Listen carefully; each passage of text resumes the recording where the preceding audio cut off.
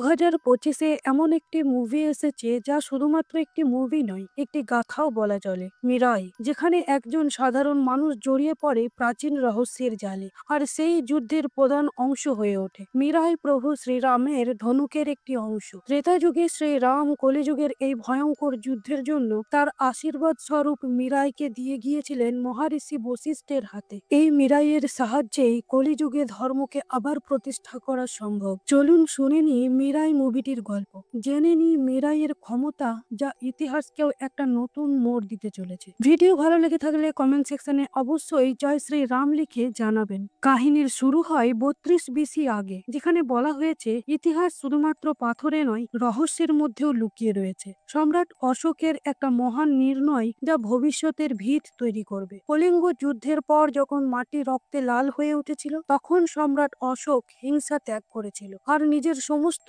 শক্তি 9 গ্রন্থের মধ্যে ভাগ করে দিয়েছিল। 9 জন মহান বিদ্যমানের হাতে সেই গ্রন্থ তুলে দিয়েছিল সেই গ্রন্থের সুরক্ষার জন্য। এই গ্রন্থের মধ্যে ছিল এমন একটি গুপ্তবিদ্যা যা সাধারণ মানুষের চিন্তারও বাইরে। এর মধ্যে 9 নম্বর গ্রন্থটি ছিল সবচেয়ে ইম্পর্টেন্ট। সেই 9 নম্বর গ্রন্থের মধ্যে রয়েছে ভবিষ্যৎবাণী আর অমরত্বের বরদান। এই গ্রন্থগুলো আলাদা আলাদা দেশের আলাদা আলাদা যোদ্ধাদের হাতে তুলে দেওয়া হয়েছিল। এবার কাহিনী আসে 2000 সালে, যেখানে আমরা দেখি অম্বিকাকে। অম্বিকা এই 9 নাম্বার গ্রন্থের রক্ষা করছিল, যেখানে ভবিষ্যৎবাণীর রহস্য লুকিয়ে রয়েছে। অম্বিকার মধ্যেও ভবিষ্যৎ দেখতে পাওয়ার ক্ষমতা রয়েছে। অম্বিকা আগামী দিনে এমন একটা ভয়ঙ্কর ভবিষ্যৎ দেখতে পেল যা দেখে অম্বিকা প্রচন্ড ভয় পেয়ে গেল। অম্বিকা দেখলো একটা কালো শক্তি যা সব গ্রন্থের মধ্যে কব্জা করে নেবে, আর 9 নম্বর গ্রন্থ ওর হাতে পড়লে পৃথিবীর ধ্বংস নিশ্চিত। 9 নম্বর গ্রন্থ হাতে গেলে সে কালো শক্তি ভীষণ শক্তিশালী হয়ে উঠবে। অম্বিকা 9 জন যোদ্ধাকে ডেকে পাঠালো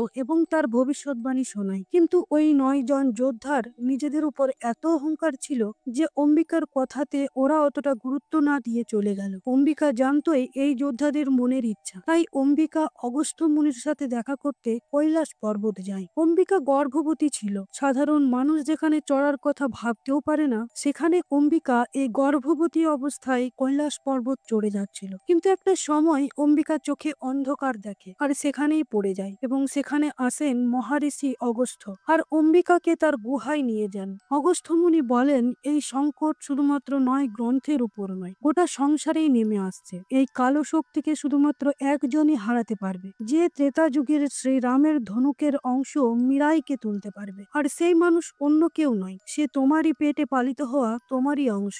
একমাত্র সেই ওই কালো শক্তির সাথে লড়াই করবে আর তাকে হারাবে। কিন্তু এর জন্য তোমায় তোমার বাচ্চাকে ত্যাগ করতে হবে, কারণ এটাই সৃষ্টির নিয়ম। ত্যাগ আর বলিদান ছাড়া এটা সম্ভব নয়। তাই অম্বিকা অগস্ত্য মুনির কথা মতো তার ছেলেকে বেনারসে মহাদেবের শ্রী চরণে রেখে দিয়ে আসে। এবার কাহিনী 24 বছর পর শিফট করা হয়, মানে 2024 সালে। আমরা দেখি যে আশ্রমে অম্বিকা 9 নম্বর গ্রন্থে রক্ষা করছিল, সেখানে অম্বিকা আর ফিরে আসেনি। এই আশ্রমের গুরুদেব জানতে পারে যে মহাবীর লামা নামের একজন হিংস্র শয়তান 9 গ্রন্থকে হাসিল করতে শুরু করেছে। লামা 5 নম্বর গ্রন্থ পর্যন্ত পৌঁছে গেছে। অম্বিকা বলেছিল যে এরকম হলে আমার ছেলেকে খুঁজে আনবে, একমাত্র ওই এই কালো শক্তির সাথে লড়াই করতে পারবে। অন্যদিকে আমরা দেখি সেই খুবই শক্তিশালী ভয়ঙ্কর লামাকে। লামা তন্ত্রবিদ্যার সাহায্যে অনেক অকল্পনীয় শক্তি অর্জন করেছে। এখন তার লক্ষ্য অমর হওয়া। সেই তন্ত্র সাধনায় লামা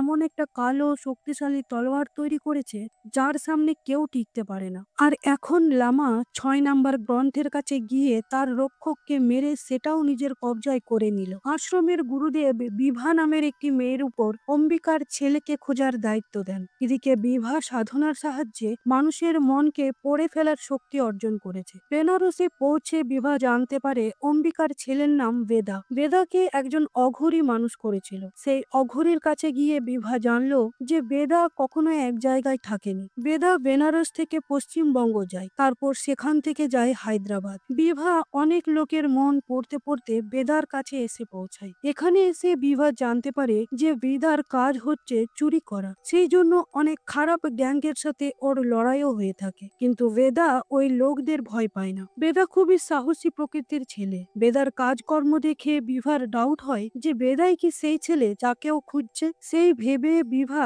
বেদার মন পড়তে চেষ্টা করলে কিছুতেই বিভা বেদার মন পড়তে পারল না। এটা বিভার সাথে এই প্রথমবার হলো যেখানে ও কারোর মন পড়তে পারল না। বিভা এখানে বেদাকে বোঝানোর চেষ্টা করলো যে তুমি কোনো সাধারণ মানুষ নও, তুমি একজন যোদ্ধা, তুমি একটা বিশাল বিপত্তির সাথে লড়াই করবার জন্য জন্ম নিয়েছো। কিন্তু বেদা বিভার একটা কথাও বিশ্বাস করলো না। অন্যদিকে আমরা দেখি মহাবীর লামা 7 নম্বর গ্রন্থটা কোথায় আছে জানতে পেরে গেছে। লামা সেখানে পৌঁছে সব মানুষদের মেরে সেই 7 নম্বর গ্রন্থটাও হাসিল করে নিল। এইভাবে লামা আরো শক্তিশালী হয়ে যাচ্ছিল। অন্যদিকে বেদা বিভাকে পছন্দ করতে শুরু করেছিল। ও বিভার সাথে সময় কাটাতে চাইছিল, কিন্তু বিভা সবসময় বেদাকে বলে যাচ্ছিল যে তুমি মনে করার চেষ্টা করো, তুমি একজন যোদ্ধা, তুমি আজ পর্যন্ত যে যে চুরি করেছো সেগুলো আসলে কোনো খারাপ কাজ নয়। তুমি যে গাড়িটা প্রথমে চুরি করেছো সেটা না করলে সামনে গিয়ে সেই গাড়িটার অ্যাক্সিডেন্ট হতো। যে বাসটা তুমি চুরি করেছিলে সেটা না করলে বাসটা একটা খাদে পড়ে যেত, যাতে অনেক মানুষ মারা যেত। তোমার জন্মই হয়েছে খুব গুরুত্বপূর্ণ একটা কাজের জন্য, আর তুমি একমাত্র মীরাই পর্যন্ত পৌঁছতে পারবে। বিভা বেদাকে সে কালো শক্তির কথা বলে যা মানুষ জাতির বিনাশের কাজে নেমেছে। বিভা বলে তোমার বিষয়ে জানতে হলে তোমাকে একটা বিশেষ মুদ্রা ধারণ করতে হবে, যাকে আন্তরিক মুদ্রা বলা হয়। যখনই বেদা সেই আন্তরিক মুদ্রায় বসে তখনই বেদা তার মায়ের কথা মনে পড়ে। মায়ের পেটে থাকাকালীন ওর মা ওর সাথে অনেক কথা বলেছিল মীরাই এবং ওই 9 নাম্বার গ্রন্থ পর্যন্ত পৌঁছানোর রাস্তা। অম্বিকা বলেছিল তুমি তন্ত্রবনে আমার দেখা পাবে। কিন্তু প্রথমেই বেদা এত সব কিছু জানতে পারল না। এটুকুই জানতে পেরে বেদার চোখে জল চলে আসে আর নাক দিয়ে রক্ত বের হয়। বেদা বুঝতে পারে বিভা ওকে যা যা বলেছিল সবটাই সত্যি। ওদিকে লামা পৌঁছে গেছে 8 নাম্বার গ্রন্থের কাছে, যার বিশেষত্ব হলো অস্ত্র শস্ত্র। অনেক রকম অস্ত্রের সাথে লামা লড়াই করলো, কিন্তু 7টা গ্রন্থ হাসিল করার জন্য ও এতটাই শক্তিশালী হয়ে উঠেছে যে কোনো অস্ত্রই ওর কালো তলোয়ারের কাছে টিকতে পারছে না। শেষমেশ এই গ্রন্থটাও লামার হাতে চলে যায়। এবার লামার দরকার 9 নম্বর গ্রন্থটা, আর এটাই আসল। এতেই আছে অমরত্বের বরদান। এই গ্রন্থটাকে খোঁজার দায়িত্ব ইউকা নামে একটি মেয়েকে দেয় লামা।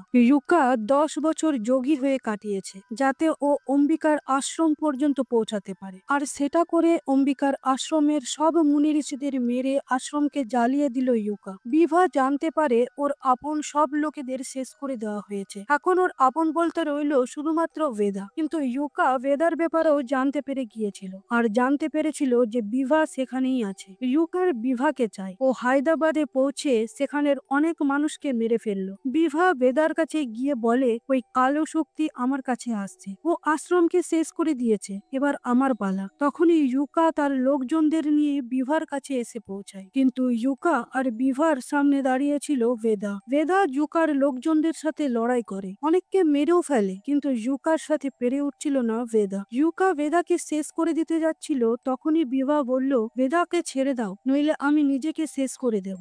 ইউকার দরকার ছিল বিভাকে, তাই ও বেদাকে ছাড়তে বাধ্য হয়। ইউকা বিভাকে নিয়ে চলে যায়। তখন বেদা আবার সেই আন্তরিক মুদ্রায় বসে আর সবকিছু তার মনে পড়তে শুরু করে। বেদা যখনই আন্তরিক মুদ্রায় বসে তখনই অম্বিকা ওকে রাস্তা দেখায়। অগস্ত্য মুনি অম্বিকাকে বলেছিল যখনই বেদা নিজের লক্ষ্য জানতে পারবে তখনই ওর বুকে এমন একটা চিহ্ন তৈরি হবে যা ওকে সবার থেকে আলাদা করবে। বেদার বুকের যে চিহ্ন তৈরি হলো সেটা আসলে একটা ম্যাপ ছিল, যেটা দেখে বেদা জানতে পারলো মীরাই পর্যন্ত পৌঁছানোর রাস্তা। বেদা কৈলাস পর্বতের উদ্দেশ্যে রওনা হলো। সেখানকার লোকজনরা বলল যে 300 বছর ধরে এখানে যে যে গেছে সে আর ফিরে আসেনি, কিন্তু বেদা ওদের কথা না শুনে একাই কৈলাস পর্বতের দিকে এগিয়ে যায়। রাস্তা খুবই কঠিন আর ভয়ঙ্কর, চারিধারে উঁচু উঁচু পর্বত শৃঙ্গ, আর তার সাথে রয়েছে হিমশীতল ঠান্ডা হাওয়া আর বরফ। শেষমেশ বেদা মীরাই পর্যন্ত পৌঁছে যায়, কিন্তু সেই মীরাইকে রক্ষা করছিল জটায়ু। জটায়ু বেদাকে আটকানোর অনেক চেষ্টা করলো। অম্বিকা বেদাকে বলে দিয়েছিল যে জটায়ুর মাথায় হাত রাখতে হবে, যাতে জটায়ু বুঝতে পারে যে বেদা একটা মহান লক্ষ্য নিয়ে এখানে এসেছে। অম্বিকার কথা মতো কাজ করে বেদা মীরাই হাসিল করে নেয়, কিন্তু যতক্ষণ বেদা এই অস্ত্রটার বিষয়ে না জানবে ততক্ষণ এটা একটা সাধারণ লাঠির মতো। ওই জায়গা থেকে মীরাইকে নিয়ে বাইরে আসার পর সেখানকার মানুষ ওকে ভগবানের মতো পুজো করতে শুরু করে। এরপর সেই গ্রামেই বেদার সাথে দেখা হয় অগস্ত্য মুনি। তার উদ্দেশ্য বেদাকে মীরাইয়ের আসল পরিচয় দেওয়া আর ওর শক্তি সম্বন্ধে জ্ঞান প্রদান করা, কিন্তু বেদাকে তার নিজের পরিচয় দেন না অগস্ত্য মুনি। অগস্ত্য মুনি বলেন এই অস্ত্র তোমাকে তখনই রক্ষা করবে যখন তুমি তোমার লক্ষ্যের ব্যাপারে বলবে, আর মীরাইকে সেই জায়গায় নিয়ে যেতে হবে যেখানে ভগবান শ্রীরাম প্রথমবার অস্ত্র উঠিয়েছিলেন। অন্যদিকে আমরা দেখি বিভা লামার কবজায় রয়েছে। লামা বিভাকে বলল ও যখন ছোট ছিল তখন লোকে ওর উপর অনেক অন্যায় করেছে। ওর মাকে গ্রামের সবাই ডাইনি বলে পুড়িয়ে মেরেছিল। এই অন্যায় যত বাড়তে গেল ততই ওর লোকেদের মারার প্রতি নেশা বাড়তে থাকলো। একদিন ওই পুরো গ্রামটাকেই জ্বালিয়ে দিয়েছিল লামা। এদিকে বেদা সেই জায়গায় পৌঁছালো যেখানে প্রভু শ্রীরাম প্রথমবার অস্ত্র তুলেছিলেন, কিন্তু ওখানে ওকে মারবার আর মীরাই ছিনিয়ে নেওয়ার জন্য অপেক্ষা করছিল ইউকা। এখানে ইউকার সাথে আবারও ভয়ঙ্কর লড়াই হয় বেদার, আর মীরাইকে প্রয়োগ করার উপায় বুঝতে পারে বেদা। বেদা বলে আমার মায়ের উদ্দেশ্যই আমার উদ্দেশ্য। এটা বলতেই সেই সামান্য লাঠি একটা শক্তিশালী অস্ত্রে বদলে যায়। সেখানে একটা ভয়ানক বিস্ফোরণ হয়। সেই মীরাইয়ের সাহায্যে ইউকাকে শেষ করে দেয় বেদা। বিভা বলে সেও জানে না ৯ নম্বর গ্রন্থটা কোথায় আছে। বেদা ওর মায়ের কথা মনে করে কামাখ্যা যায়, যেখানে তান্ত্রিকদের একটা আশ্রম রয়েছে। সেই আশ্রমের সিকিউরিটি এতটাই বেশি ছিল যে বেদা অঘরী বাবা পর্যন্ত পৌঁছাতে পারছিল না, কিন্তু আবারও সেই মীরাইয়ের সাহায্যে অঘরী বাবা পর্যন্ত পৌঁছে গেল বেদা। অঘরী বেদার হাতে মীরাই দেখে বলল এই মীরাই যার হাতে থাকবে এই বিপত্তি থেকে সেই সকলকে রক্ষা করতে পারবে, আর সে হলো তুমি। তুমি অম্বিকার ছেলে। অম্বিকা আমাদের জন্য নিজেকে সমর্পণ করেছিল। এরপর অঘরী ফ্ল্যাশব্যাকে যায়, যেখানে আমরা জানতে পারি একদিন অঘরী জ্বলন্ত গ্রামের সামনে একটা বাচ্চাকে দেখতে পেয়েছিল। সেই বাচ্চাকে অঘরী কামাখ্যায় নিয়ে আসে। তারপর অঘরী তাকে নিজের ছেলের সাথে তন্ত্রবিদ্যা শেখায়। এবার সময় এসেছিল ওই প্রথম গ্রন্থটাকে সুরক্ষিত হাতে দেবার পরীক্ষা করার, যেখানে সেই অঘরীর ছেলেও ছিল। পরীক্ষা নেবার সময় অঘরী বুঝতে পারলো যে এই বাচ্চাটির মধ্যে অনেক খারাপ গুণ রয়েছে, এর হাতে গ্রন্থের দায়িত্ব দেওয়া যাবে না। তাই অঘরী তার ছেলেকেই এই গ্রন্থের রক্ষাকর্তা বানালো। এটা দেখে সেই ছেলেটি হিংসায় জ্বলে পুড়ে আশ্রমের প্রত্যেকের হাতে একটা ধাগা পরায়, যেটা ওর বানানো তন্ত্রবিদ্যায় পরিপূর্ণ ছিল। যার হাতে এই ধাগা থাকবে তাদের খুব সহজেই কাবু করতে পারবে ছেলেটি। একদিন ওর আসল রূপ জানতে পারা গেল, যেদিন আশ্রমের সবাইকে ওই কালো শক্তি দিয়ে কাবু করে নিয়েছিল ছেলেটা। কিছুক্ষণ পরে ওদের শরীর পাথরে পরিণত হয়ে যাবে, আর অঘরীকেও জাদু মন্ত্রে বেঁধে রেখেছিল ছেলেটা। ঠিক সেই সময় ওদের বাঁচাতে সেখানে পৌঁছেছিল অম্বিকা। অম্বিকা এখানে একটা রক্ষা কবচ বানায়, আর ওই জাদুই ধাগাকে নিজের হাতে নিয়ে ধাগা সমেত নিজেকেও আগুনে সমর্পণ করে দেয়। অম্বিকা তখনই ভবিষ্যৎ দেখিয়ে ছেলেটাকে বলেছিল তুমি সব গ্রন্থ হাতে পেয়ে যাবে, কিন্তু ৯ নাম্বার গ্রন্থ কিছুতেই পাবে না, তার জন্যই তোমার মৃত্যু নিশ্চিত। সেই ছেলেটা এটা শুনে সেখান থেকে পালিয়ে যায়। অম্বিকার জন্য সেই যাত্রায় অঘরীরা বেঁচে যায়। সেই ছেলেই হলো আজকের মহাবীর লামা। তখন থেকে সেই গ্রামে একটা দিব্য জ্যোতি জ্বলছে, যেটা আসলে অম্বিকায়। বেদা সেই দিব্য জ্যোতিতে হাত দিয়ে প্রতিজ্ঞা করে বলল যে জন্য তুমি এত ত্যাগ করেছো সেই বলিদান ব্যর্থ যাবে না। আমি সমস্ত গ্রন্থকে সঠিক স্থানে পৌঁছাবো। এবার আন্তরিক মুদ্রার সহায়তায় সেই জায়গায় বেদা পৌঁছায় যেখানে ৯ নাম্বার গ্রন্থটা রাখা ছিল। ৯ নাম্বার গ্রন্থকে নিজের কাছে রাখে যাতে সেটা লামার হাতে না পড়ে, কিন্তু তখনই